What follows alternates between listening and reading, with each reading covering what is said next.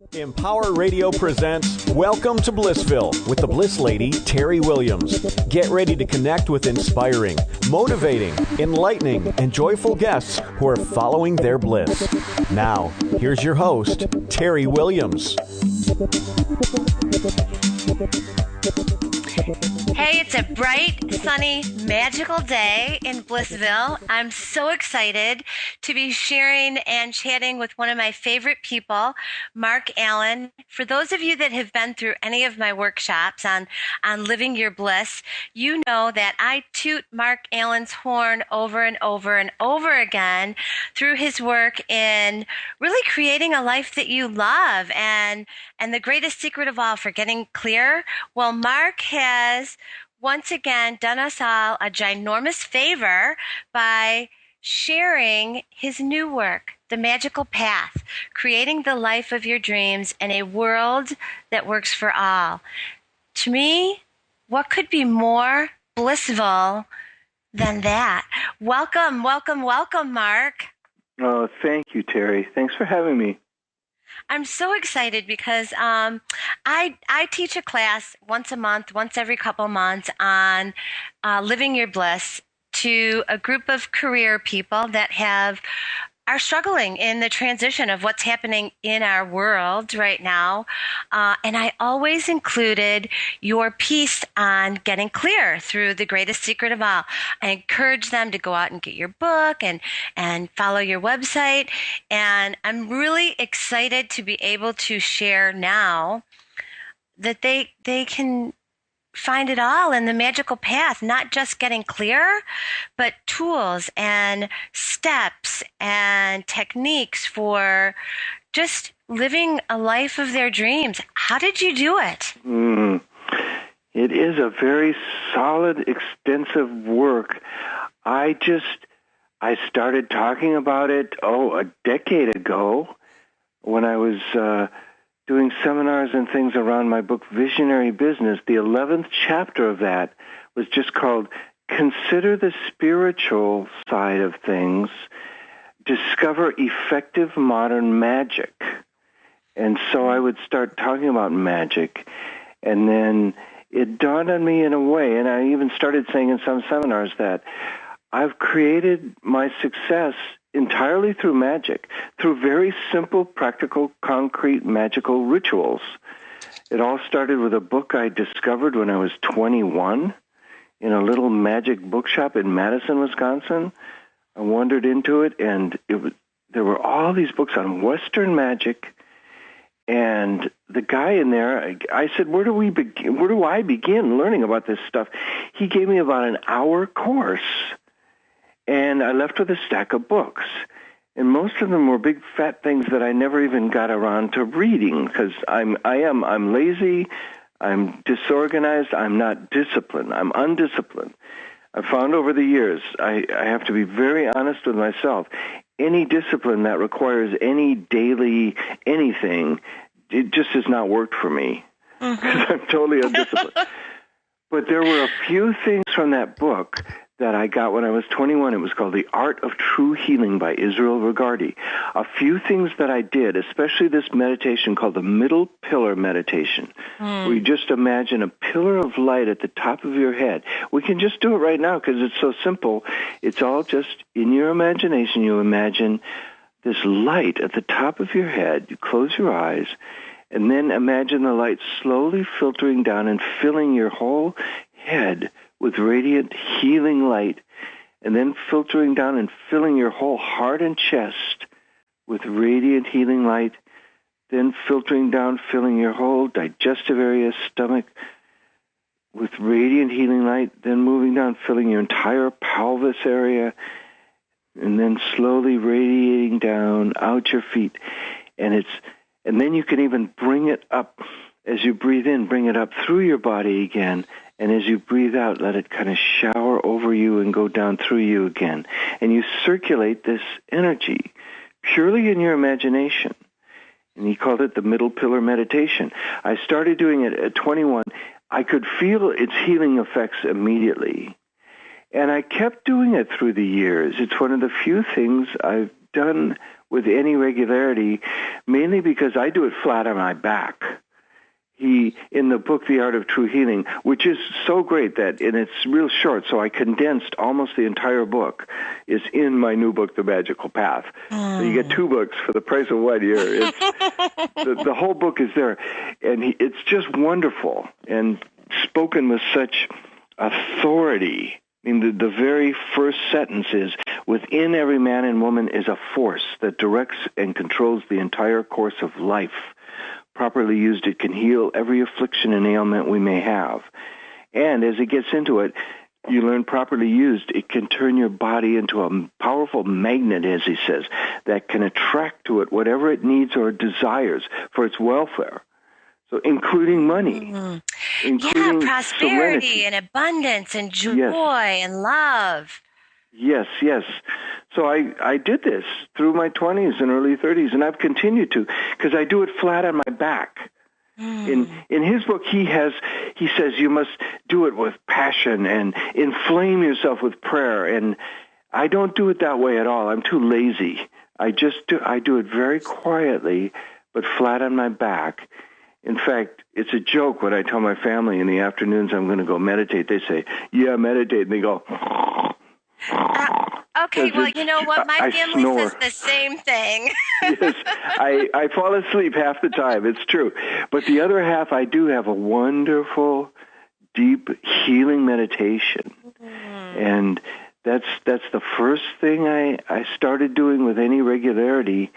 And then I even started doing it. So you run this energy through your body, and then you imagine being bathed in blue light. He says blue attracts. And so then you can imagine wealth, abundance coming to you from all over. And many times I did that, and then an unexpected check would arrive. Wow. Many times that's happened to me. Wow. Well, and you years ago were experiencing many hardships, like I was talking about, that the work that I do with the career people, the transitions that they're going through. You found yourself in a place of despair. Yes. And you changed it all around. Yep. Yeah, I was a total poverty case through my 20s. I had no money. I had the important piece of, I knew it was important to do what I loved, but I couldn't figure out how to make any money doing what I loved. Because what I loved to do at first was music and theater, and then meditation. I went to a Zen center. I got kicked out for breaking the rules, and I went to a Tibetan center and couldn't figure out. I spent 3.5 years there in my 20s and could not figure out what they were talking about, though they kept talking about the direct path. This is the direct path. That's what I wanted, the direct path. But I couldn't take the first step. And then I turned 30, and I remember the image I had was I'd learned lots of things through my 20s, but it was like sand through my hand, leaving me with nothing. I had no money. I had no job. I had no family support. And that's the day that changed my life. That's the day I dared to imagine 5 years had passed and everything had went as well as I could imagine what would my life look like. And I wrote down ideal scene. And much to my amazement, I imagined I had a publishing company, and I wrote books and published them, and it published my music. And this whole ideal scene spilled out, but it took me 5 years to realize it. And actually by 35, I was $65,000 in credit card debt. My whole company was on the verge of bankruptcy because we had a distributor who collapsed and went bankrupt, and we didn't get paid for 6 months worth of sales. Wow. We just barely made it because we had some retail things going, but it barely made it. And I was completely in debt personally. $65,000, I was thinking this was in the early 80s, so in today's dollars, that's a lot of money. Maybe $150,000, maybe more, I don't know. But I was way deep in credit card debt. I wasn't even making enough to pay the minimums, so I kept getting new cards and getting cash advances to pay the minimums. And finally, I got so desperate and anxious. It was not good for my health. I think I would have had an ulcer if I continued, because I remember this, just whenever I thought of money, I would get this anxiety in my stomach. And that's so finally... what changed it? Well, I mean, I'm a firm believer in what you focus on multiplies. And so if that's what you were focusing on, do you feel like that's why it was multiplying? Right. My debt was multiplying. My debt and anxiety were multiplying. You're right. What you focus on multiplies. That's a very good, very simple, clear way to put it.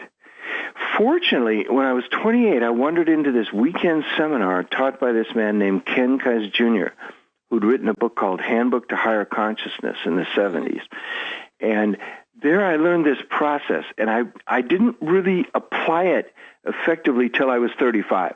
But once I did, that turned me around. That changed my life. It's in the book, The Magical Path. It's in The Greatest Secret of All. He called it the core belief process. Yes. Yes. And it's this very simple thing where you just take a good look at what's going on with you physically and emotionally and describe it, and then tell what's going through your mind, what are all those thoughts, and you identify them. Then you even ask yourself, what's the worst that could happen? And you explore your worst fear. Then you ask yourself, what's the best that could happen? I've done this over the years in workshops, literally hundreds of times with hundreds of people. And in almost every case, you say, what's the worst that could happen? And we can all just launch into this whole, terrible negative scene. Then you say, okay, what's the best that could happen? And almost all of us pause and say, and we have to think about it, which shows me we have been focusing on our fears and on those worst-case scenarios in our minds. We haven't been focusing on what's the best thing that could happen, what's the best way out of this. And I finally focused on it. I said, the best thing is for me to get a better distributor that pays on time and to really get some things out there that create some income, and so we're profitable, so I get a bonus big enough to just wipe out my debt. That was the ideal scene. Then you just ask yourself, okay, why haven't you attained that ideal scene? And whatever comes up reflects your underlying belief. That's the thing to get down to. What is this underlying belief? Because we find out our beliefs are not true in themselves, but they become true in our experience if we believe them. They're not universally true. There's many, many people that have very, very different beliefs. And how did we get these beliefs? They're just things we were told. Right. We came to believe. So you can change them. So when I said, why haven't I created success? What I got down to was, in simple words, I said, I'm a fool with money. I'm out of control. I just don't understand money. It's beyond me. Maybe it's genetic. Some people have a gene for money, and some people don't, and I don't, and that's why I'm on the verge of bankruptcy and $65,000 in debt. I'm a fool with money. Once you nail down that belief, then you counteract it with an affirmation that's exactly the opposite. You start literally programming your subconscious mind with exactly the opposite information that overcomes that belief. So I was saying I was a fool with money, out of control. So I started affirming. I remember I was doing this when I was driving down the highway, and I literally pulled over and wrote my affirmation down because I was afraid I would forget it. And I probably, I pulled over because I came up with, I am sensible and in control of my finances. I am creating total financial success in an easy and relaxed manner in a healthy and positive way. That was my affirmation. I said that a few thousand times over the next year, and everything turned around. And that last piece, in an easy, relaxed manner and in a healthy and positive way, you also add in your book, for the highest good of all. And that's your mantra. Yes. That is your mantra. That is what you continue to this day to express. And I love that. I feel like that's what most of us are looking for, in an easy, relaxed manner, in a healthy and positive way. That's our goal. That's the world's goal. Yeah, and looking back, I think just repeating those 4 words, easy, relaxed, healthy, positive, over and over and over, overcame a huge amount of doubts and fears. I'm sure it must because, have. Our fears, what are our fears? Oh, it ain't easy. It's hard. Watch when you say hard. Don't say hard anymore. Start saying it's easy. It isn't relaxed. It's stressful. So many people think that success is stressful or it has to be. Well, it doesn't have to be. Stress is self-imposed. Stress is an inside job. We can just as well be relaxed. Well, I mean, as you said earlier, they're learned beliefs. We are pre-programmed to believe these things, whether it's from our parents or, other societal relations. That's what we're pre-programmed to believe.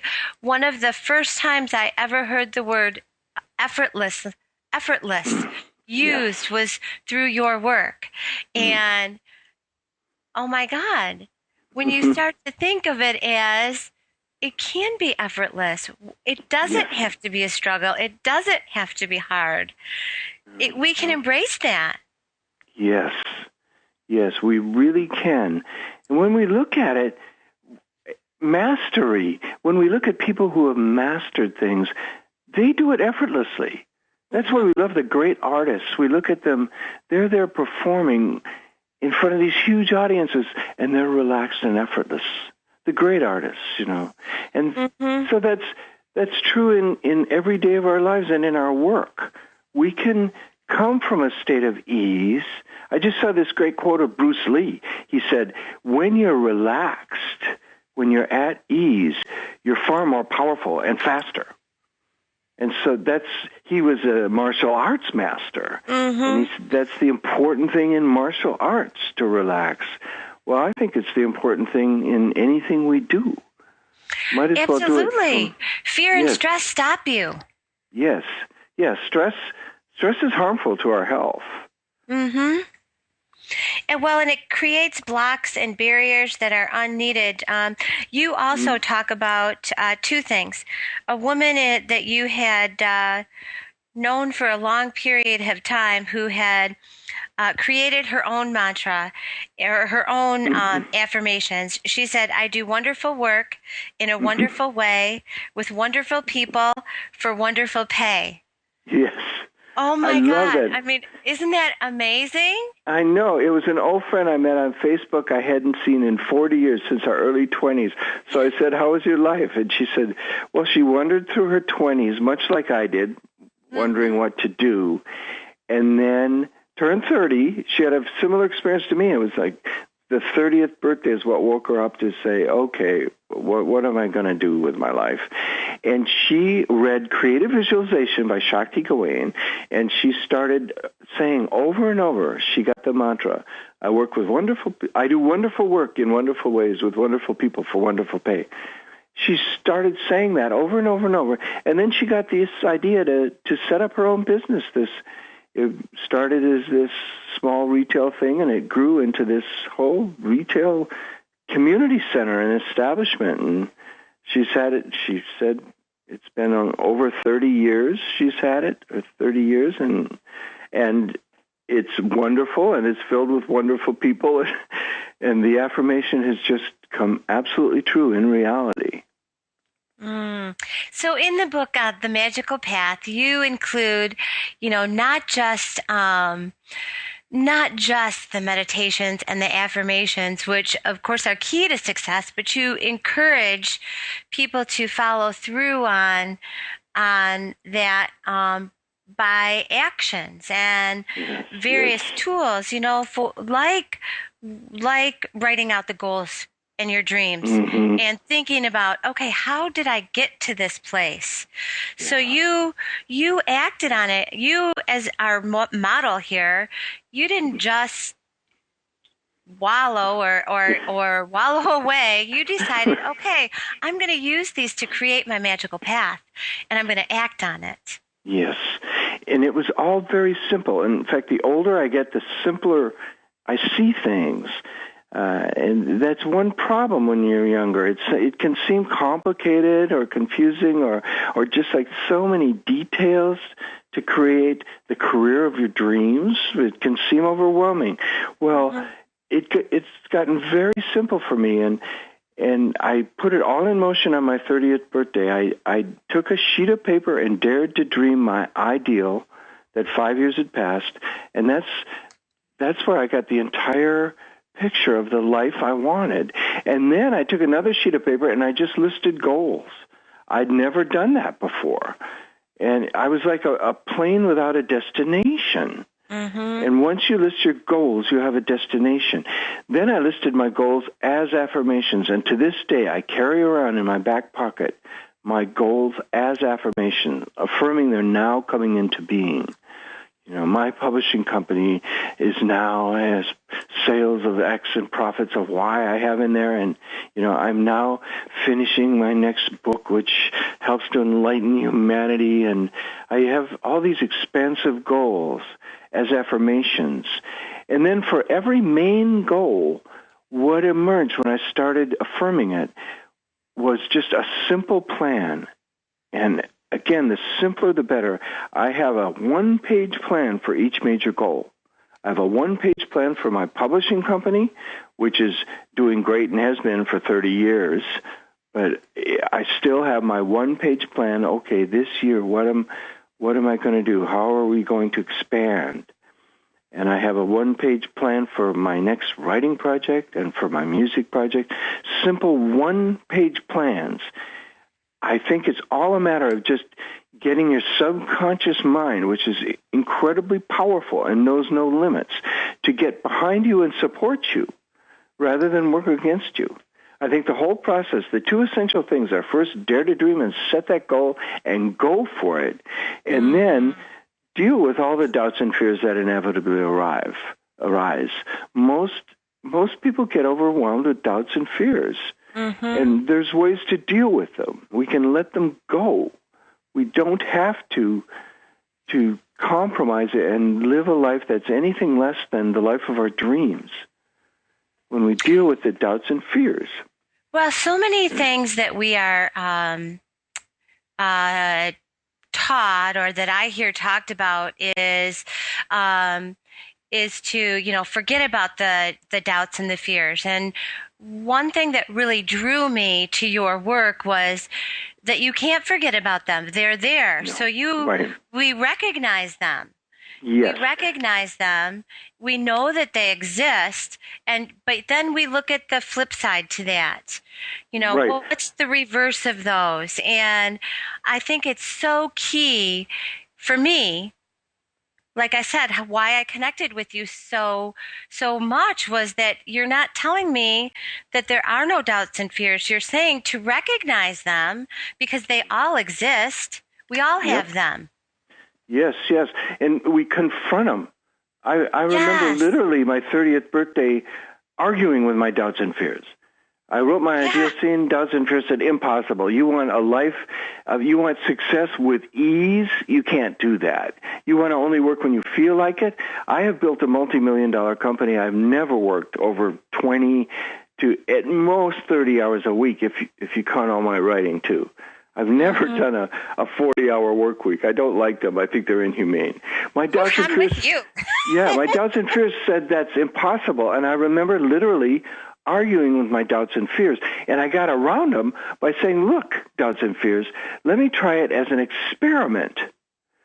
Let me just go for my dreams, but in my own lazy way. This is a good experiment. They said, it'll never work. I said, look, if they don't, I'll be no worse off than I am now.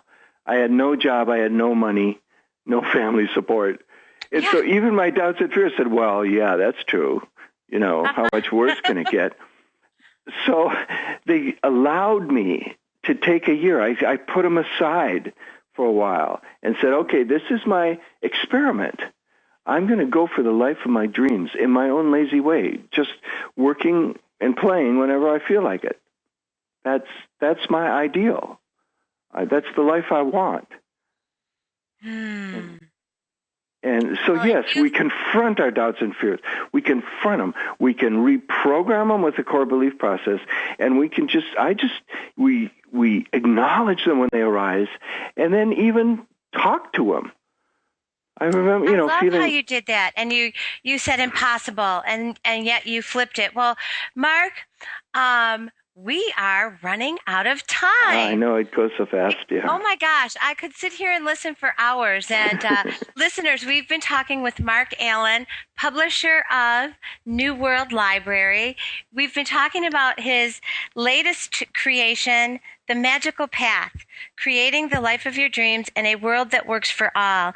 Something that you can do for yourself. You can create your own reality. Let's create a beautiful reality. And Marc, I love to have my guests leave the listeners with a powerful thought. What can they take out into the world and incorporate into their own magical path? I always encourage people to dream.